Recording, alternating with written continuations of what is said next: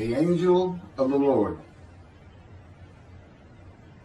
Rashi says in his introduction to Zechariah chapter 1, the prophecy of Zechariah is extremely enigmatic because it contains visions resembling a dream that requires an interpretation. We cannot ascertain the truth of this interpretation until the teacher of righteousness comes. Nonetheless, I will put my heart to recounseling the verses one by one, according to the interpretations that resemble it, and follow the interpretation of Jonathan. This is God's test for the Jewish people, in particular the Jewish leaders. God's test of who the descendant of David is. The man described in Isaiah 53, the teacher of righteousness. That's who Rashi, known as one of the first rabbis to say that Isaiah 53 described the people, the Jewish people, as the patriarch Israel. Then here he is in Zechariah saying, we got to have to know the truth of at least chapter 1 of Zechariah, to know its truth, because we can't do it. And no Jewish man, religious, academic, commentator, or otherwise, has ever had the answer to this. And yet this video is going to give it to you. Why? I'm a teacher of righteousness. This is Zechariah chapter 1, verses 7 through 12. That's the preamble that Rashi leads into before he starts his commentary. And this is in midrash form. That's where I take parts of a verse and interpret each in individual segments. Verse 7. On the 24th day of the 11th month of the second year of Darius, the month of Shabbat, this word of the Lord came to the prophet Zechariah, son of Berechiah, son of Edo. This word of the Lord. This verse continues with, in the night I had a vision, which is not a word of the Lord. The word of the Lord coming to Zechariah means the messenger of the words of God has come to Zechariah, who is the angel of God's presence, and the word of the Lord. Literally, that's his name. He has alighted upon Zechariah to bring a vision from God. Not a word, a vision. Verse 8. In the night I had a vision. I saw a man mounted on a bay horse standing among the myrtles in the deep, and behind him were bay, sorrel, and white horses. In the night I had a vision. There's a man on a horse standing in the myrtles. He is later referred to as the angel of the Lord, standing in the myrtles. The angel of the Lord alights upon and enters men, and my name, Hashem, is in him and can speak through the man. Zechariah has an angel with him who is his guide in the vision. The deep is like a valley Zechariah is looking down on, filled with myrtle trees, and then an open area below that is where the bay, sorrel, and white horses are. Verse 9. I asked, what are those, my Lord? And the angel who talked with me answered, I will let you know what they are. What are those, my Lord? Zechariah is not talking to the angel. That's an angel. It's not my Lord. Who answered, but who never lets him know what they are. he is asking the man standing among the myrtles on a bay horse about the horses in the open area and calls him my Lord. Verse 10. Then the man who was standing among the myrtles spoke up and said, these were sent out by the Lord to roam the earth. Then the man who was standing among the myrtles spoke up and said, again, this is midrash form. Okay, so the man standing in the myrtles answers the question of Zechariah, not the angel who is with Zechariah. Verse 11, and in fact, they reported to the angel of the Lord, who was standing among the myrtles. We have roamed the earth and have found all the earth dwelling in tranquility. And it's just like a dream. We have horses talking. You know, they could have been birds. Anything that can go far and go a long ways out and then come back. In this case, for this story or for this dream that was given to Zechariah, it's horses. And in fact, they reported to the angel of the Lord. They who reported are the horses who have gone to and fro throughout the earth, and they spoke the report to the angel of the Lord, who was standing among the myrtles. The angel of the Lord, who was standing among the myrtles, has alighted upon and entered the man standing amongst the myrtles. The angel of the Lord is using this man as his visible presence. You cannot see the angel of the Lord. Just as he once used a burning bush for his visible presence, and God spoke through him to Moses. Not just as his visible presence, he also used the man to say, these were sent out by the Lord to roam the earth. In other words, it sounded like the answer was coming from this man. But it's coming from the angel of the Lord, and God is in that angel, his presence. Because that's the angel of his presence. You can find that in Isaiah chapter 63. I don't recall the verse. I never see anything on the angel of his presence. Wherever God's presence is, the presence that enters the temple, I never hear any mention of the angel that has to be with him. Why? It's the angel of his presence, who is the angel of the Lord. Yeah, I believe, and I'm not certain about this, but I've heard it at least one or two times, and that is Christianity believes the angel of the Lord is Jesus Christ. Thereupon the angel of the Lord exclaimed, O Lord of hosts, how long will you withhold pardon from Jerusalem and the towns of Judah, which you placed under a curse 70 years ago? Thereupon the angel of the Lord exclaimed. Okay, so the angel of the Lord exclaimed through the man. Zechariah heard the words come from the man standing in the myrtles. It is the only way Zechariah could have heard the words. The angel of the Lord can only speak to the man he has alighted upon. Ezekiel describes this as, a spirit entered into me and set me upon my feet, and I heard what was being spoken to me. O Lord of hosts, how long will you withhold pardon from Jerusalem and the towns of Judah, which you placed under a curse 70 years ago? The following verses are from the book of Isaiah regarding this curse. Isaiah chapter 43, verse 2. So I profaned the holy princes. I abandoned Jacob to proscription and Israel to mockery. That, of course, is God speaking. The profaning of the holy princesses is God's prophecy of the banishment of King Jeconiah and all his offspring from ever ruling over Judah and Jerusalem again. The line of the kings of Judah ended. The line described king by king in the first book of the New Testament of Christianity. the line of Jesus.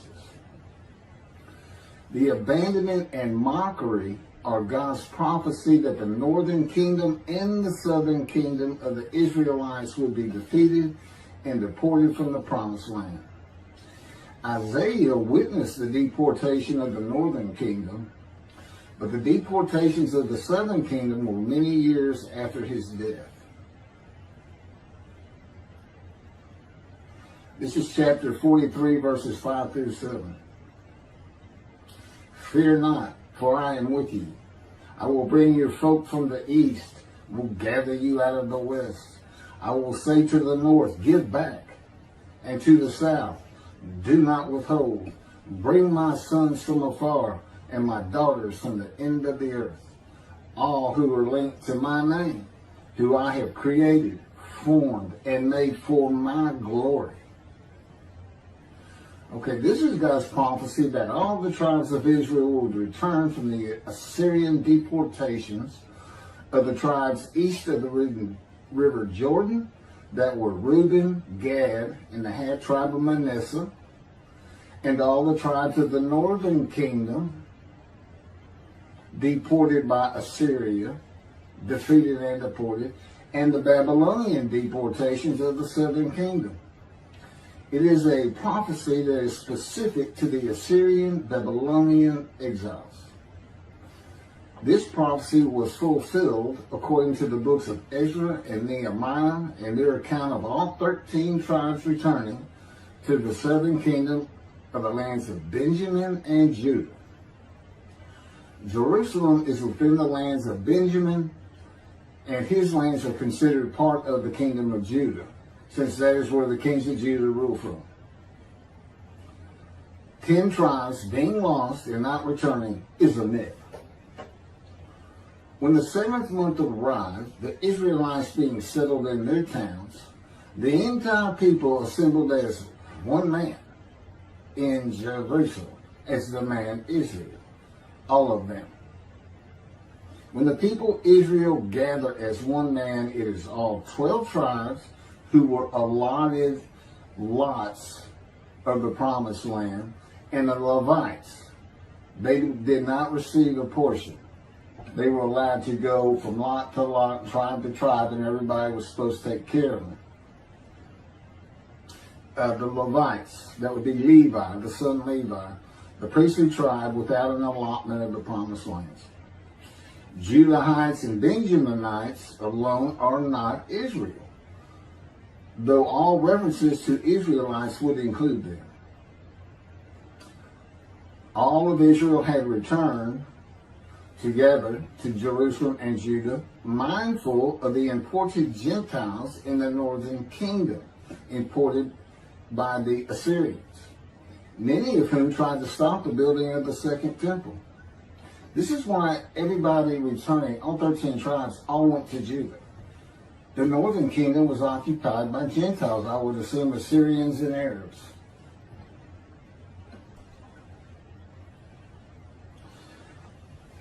This is 1 Chronicles chapter 9, verses 2 and 3. The first to settle in their towns on their property were Israelites, priests, Levites, and temple servants, while some of the Judahites and some of the Benjamites and some of the Ephraimites and Manassesites settled in Jerusalem. That would be Ephraim and Manasseh. Manasseh was such a large tribe, it had to be broken in. It was broken in two. Half of it set up, their allotment was east of the river Jordan by about where Edom would be. And well, that was the tribe of Gad. Not Edom, Gilead, where the Tishbite, Elijah, the Gentile, was an inhabitant. Ramoth Gilead. Manassites, Ephraimites, and Judahites were the tribes with the largest allotment of the lands of Abraham, and Jerusalem is in the lands of the Benjamites. Those are who just got mentioned. The 3 largest lot owners, okay, Benjamin, that's where Jerusalem is, he's important, and of course the priests, the Levites. So Ephraim and Manasseh were not lost tribes, as many believe from writings outside of the Bible. There never were lost tribes according to the Bible. Okay, so all 13 tribes returned and settled in new towns. The accounts of the deportations indicate there was not much left of the old towns. There is no account of how the new towns were settled, though it is unlikely it was based on prior ownership. The exile lasted too long for the deported owners to still be alive, and the tribes of the northern kingdom had to build new towns to live in. It also says the Levites settled in on their lands. So everybody had to pick and choose, and I'm sure the strong and wealthy got the best places, and again, many just settled in Jerusalem. Okay, this is Isaiah chapter 43, verse 14. Thus said the Lord, your Redeemer, the Holy One of Israel, for your sake I send to Babylon. I will bring down all her bars, and the Chaldeans shall raise their voice in lamentation. This is God's prophecy that Assyria would be conquered by the Babylonians, who were defeated by the Chaldeans. But they actually go back and forth and actually became somewhat intermingled, Chaldeans and Babylonians. And that he would raise up the Gentile anointed king Cyrus of Persia to conquer them, to clear the way for all the tribes to return. That's how he cleared the way to the desert or made rivers for them. Basically, he got Cyrus to release them. Chapter 43, verse 25.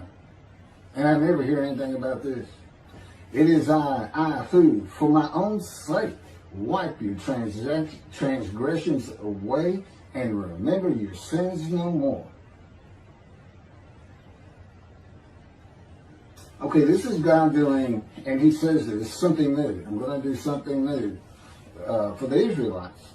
This story repeats with a new covenant that includes sin forgiveness of the Jewish people that arise with Elijah and the angel of the covenant after the exiles of the Roman dispersal return to the land of Israel in a time to come.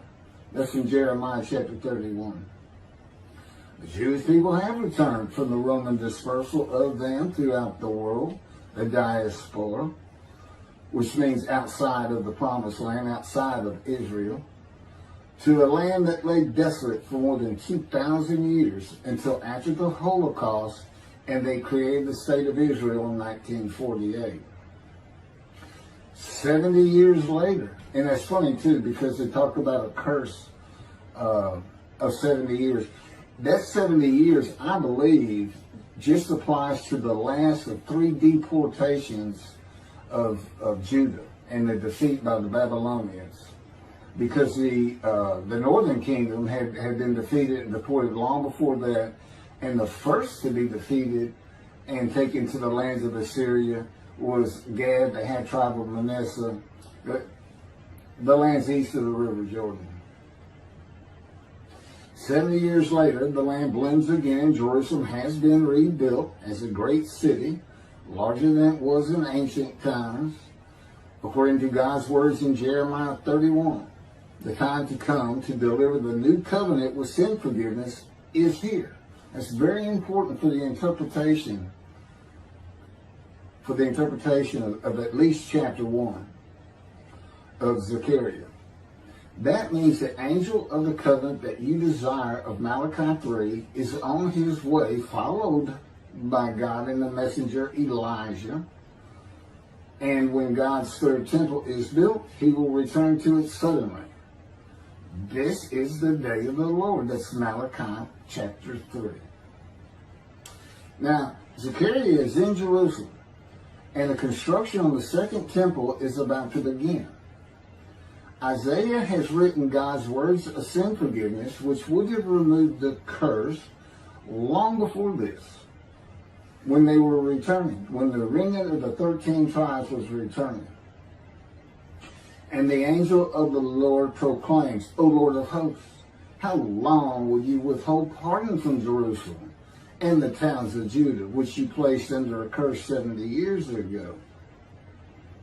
Okay, this vision of Zechariah and the words of the angel of the Lord through the man standing in the myrtles regarding the curse 70 years ago is to make Zechariah think and try to understand why the angel of the Lord would say this. From his perspective, the curse was lifted. He was back in Jerusalem with all the tribes preparing to build the second temple. The vision is for Zechariah to find out how and when the curse was lifted. And that's important today, because this is the day of the Lord. The new covenant is here, and every single Jew throughout the world is forgiven of their sins right now. And that message has been given to me to be delivered. And it's not getting out there. It's just not getting out there. And that's what happened here. Because if you read Ezra and Nehemiah, it's clear they had no idea that their slaves had been claimed. And sin and continue. Once you know that God has just said, okay, I'm not going to remember any of that. Let's all start fresh. I'm here with the covenant of friendship. Let's everybody start being observant Jews. Okay? Which would include going to Yom Kippur. Having a slate claimed does not mean you have a lifetime now of sin forgiveness. The books of Ezra and Nehemiah reveal, this is how God had me write it down. This is from the book, Isaiah 53, in the day of the Lord, that was dictated to me. The books of Ezra and Nehemiah reveal that the 13 tribes did not know they had been right. We had to wait for the teacher of righteousness to know. And this is another thing I never see in this Messianic era that is taught, that is coming, is that God is with the descendant of David as he was with Moses. I mean, just right there with him.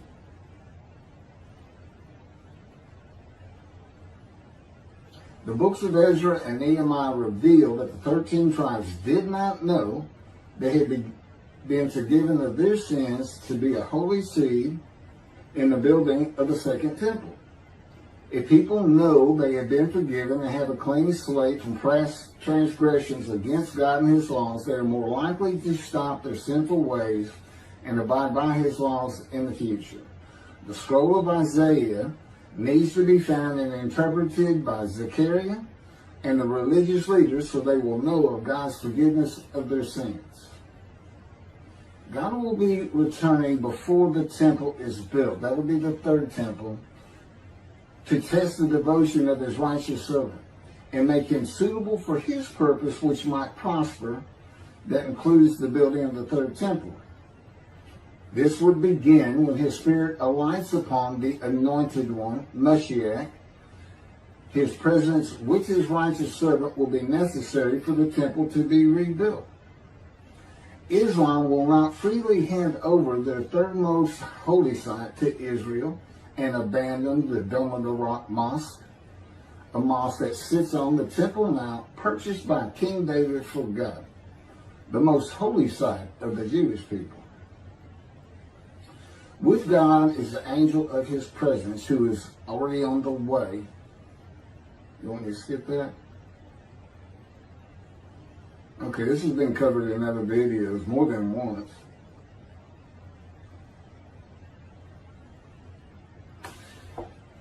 The prophet like Moses will have other similarity to Moses beyond writing God's words at his command and direction.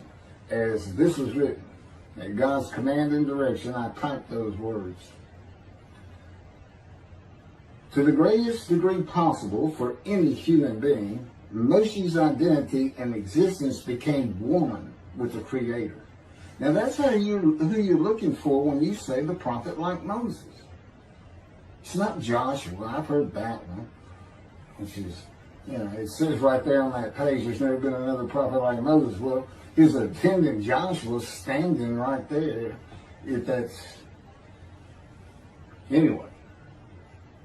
Moshe's identity and existence became one with the Creator. I don't think you can say that of Joshua. I don't think you can say that of any man until the Spirit of God alights upon him in chapter 11 of Isaiah. He surrendered himself to God to the extent that our sages say the Shekinah, divine presence, which is the angel of his presence, who is the Holy Spirit. He's an angel, and his body is not human form with wings. His body is the Spirit of God. Wherever God is, his Spirit is. Wherever his presence is, the angel of his presence is. They're always together. So when they alight upon a man and say, okay, we have tasks for you, that man immediately becomes a man in divine beings. And that's the Shekinah. That's the Spirit of God and the presence of God entering into the temple, which would include the angel of his presence. The Shekinah spoke through Moshe's throat. As I have mentioned, God can speak through me. You're only going to know it, just like with the man standing in the myrtles, by the words that are spoken. Okay? Because it's my voice. But it's not me. I can tell the difference. You can't, other than those would be how God would state it. And you can, if you watch closely, you can see it happen in all these videos. I mean, for the most part. Where God just, it just throws out a sentence.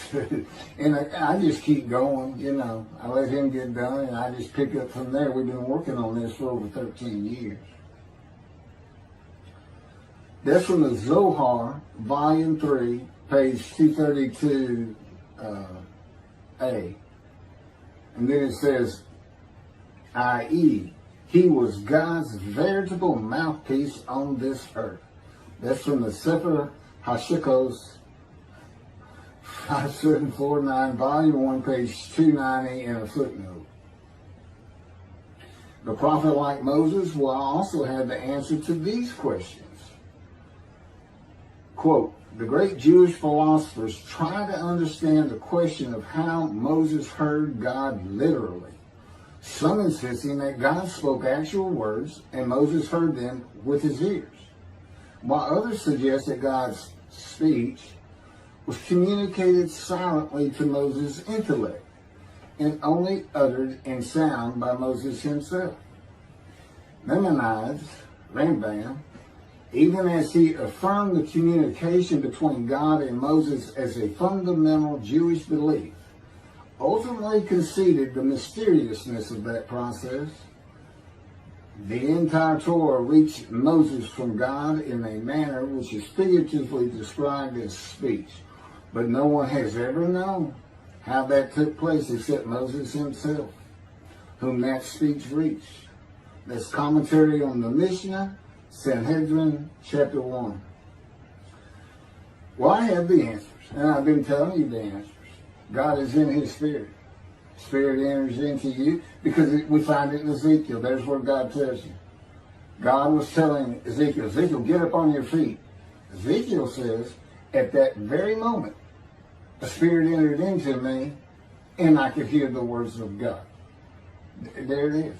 When he enters him. Now, he's not hearing that through his ears. There's the first question answered. It's not to your ears. And there is a silent knowing. That's what we call it, or what God has taught me.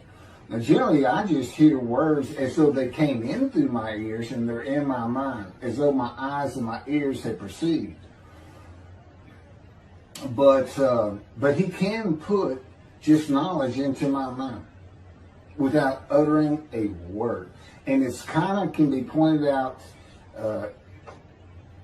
easiest with when he comes to a man, and like he came to Samuel, and Samuel just says, here I am.